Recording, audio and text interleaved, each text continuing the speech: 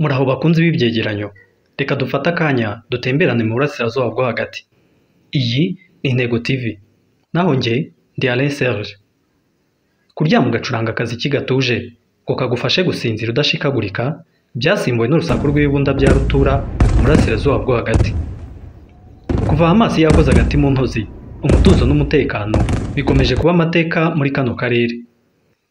Ibi byatangiye mu ijoro ryo kuwa 7 Ukwakira 2023, umwaka urashize, ubwo intagondwa zo muri uyu mutwe zinjiraga muri Isiraheli rwihishwa zikica abayahudi bagera ku 1200 zikanashimuta ababarirwa muri 250.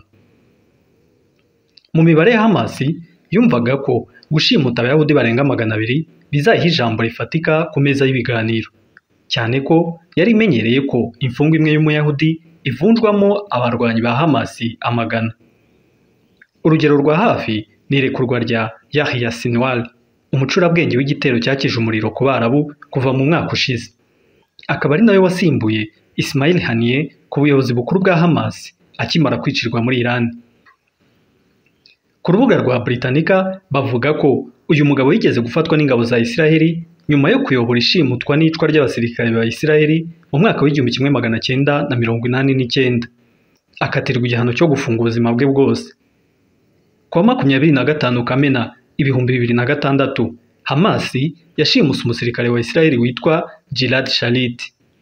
Uyu yari umusore w'imyaka 20 wari urangije amashuri yisumbuye, akisanga mu isibo y'ingabo zikoresha imodoka z'intambara zizwi nk'ibifaru.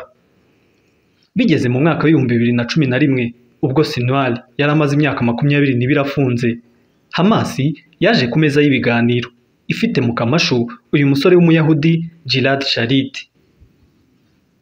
Igitangaje muri ibi biganiro, Hamas yasabaga ko uyu musore aguranwa imfungwa zo ku ruhande rwabo zibarirwa mu gihumbi zarimo Yahya Sinwar. Mbere yaho gato mu kwezi kwa 10 2009, Isiraheli yari yarekuye abagore 20 b'Abanyapalestine. Gusa ibi ntibyari bihagije ku barwanyi ba Hamas, bifuzaga ko imfungwa imwe gusa iguranwa ibihumbi bya bene wabo barimo Yahya Sinwar uyoboye uyu mutwe muri iki gihe. Hamas yohererezaga amabaruwa, amajwi n'amavideo by'uyu musore mu muryango we. Ibi byateye igitutu ku buyobozi bwa Isiraheli, maze iva ku izima irekura uyu mugabo wari umaze imyaka 22 afunze, maze arekuranwa n'abandi Banyapalestine babarirwa mu 1025. Hagarara ku gasongero urebe kure, urabona neza ko gushimuta abayahudi kwa Hamas mu gitero yagabye muri Isiraheli umwaka ushize byari mu mibare yo kuzabifashisha mu gihe Isiraheli yahirahira ishaka kubihimuraho. Ikimenyimenyi ni ukuntu mu ntangiriro z'intambara Isiraheli yagabaga kuri Hamas, uyu mutwe wagerageje kuzana iturufu y'imfungwa z'abayahudi wari warashimuse. Gusa kuri Isiraheli byasaga naho yariye karungu, yumvaga byaba byiza abaturage bayo babashije kugaruka ari bazima. Ariko nanone bari biyemeje ko nta gisibya bagomba gusiba Hamas ku rutonde rw'imitwe yigeze kuba ku isi, maze igahinduka amateka.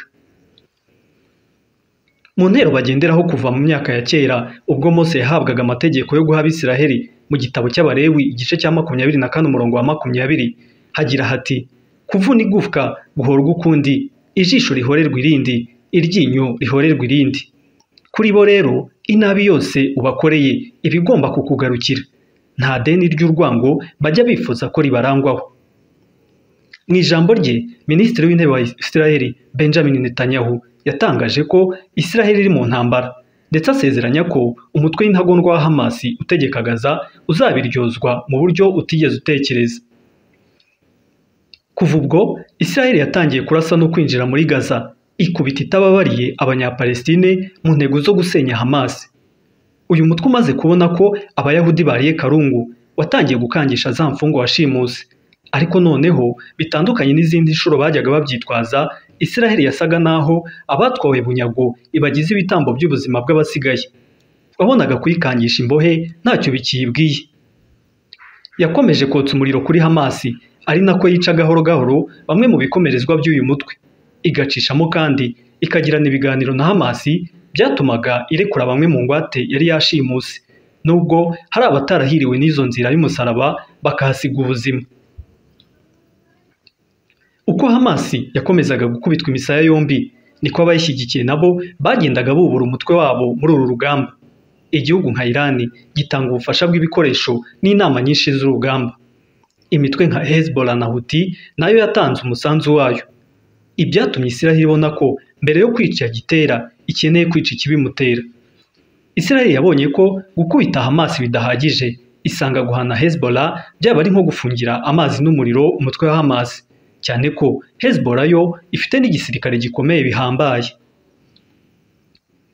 Mbere yuko tugera kuri iyi ngingo, reka tugaruke gato kuri operation yo gushyira akadomo ku buzima bwa Ismail Haniyeh ubwo yari muri Iran yitabiriye ibirori by'irahizwa rya Perezida Masoud Pezeshkian wa Iran, wari umaze gutorerwa gusimbura nyakwigendera Ebrahim Raisi wari umaze kwicwa mu mpanuka ya kajugujugu itaravuzweho rumwe ku wa 19 Gicurasi 2024. Ni ibirori byabaye ku wa 30 Nyakanga 2024. Ibirori birangiye, Ismail Haniyeh yerekeje kuri hoteli yari acumbitsemo. Abasore ba Mossad bari bamuhagurukiye muri operasiyo yakorana ubuhanga bukomeye. Mossad yiyemeje kumwicira muri Iran, igihugu kigoye kwinjirwamo n'Umuyahudi. Mu nkuru ya The New York Times yanditswe ku wa 2 Kanama 2024 bavuga ko uyu mugabo yishwe n'igisasu cyari kimaze amezi 2 gitezwe mu cyumba yagombaga kuraramo. Abantu bose batangiye kwikanga Israel, baravuga bati Israel yagushatse ntawo yagicikira. Bihumira ku mirari ubwo ibyombo byifashishwaga n'abarwanyi ba Hezbollah byaturikizwaga rimwe. Noneho ubwoba butaha imitima ya benshi. Nyuma y'imyaka irenga 30 kumubona ari inzozi, Perezida wa Hezbollah Hassan Nasrallah yarishwe, maze urugamba rweruye hagati ya Israel na Hezbollah ruba ruratangiye. Israel itangira kugaba ibitero byo ku butaka. Kugeza uyu munsi Libani nayo ikaba imaze kubisibanira. Nyuma y'iminsi mike ibi bitero bitangijwe na Israel, ubu na Hashem Safieddine mubyara wa Hassan Nasrallah wari wagizwe umusimbura we akaba yaraburiye urengero.